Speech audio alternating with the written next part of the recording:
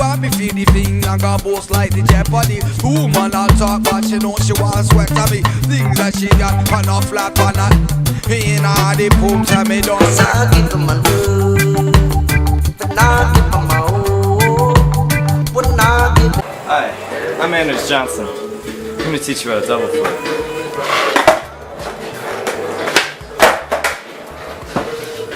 Essentially, you're going to need to know how to kick flip.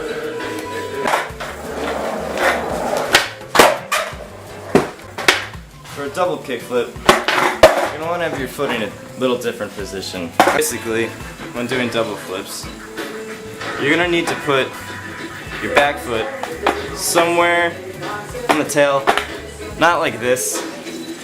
Put it a little in the pocket a little. Don't like go ham on it, but definitely put it in the pocket a little. And for like a conventional kickflip, your foot might be higher up. I do mine like this. Some people do them like this. For a double, when you're first learning them, it's I think it's easier and a lot less frustrating if you lower your foot to maybe like mid board, and when you pop, you're just gonna wanna don't focus too hard on flicking as hard as you can. Just make sure you're getting the rotation, flipping twice.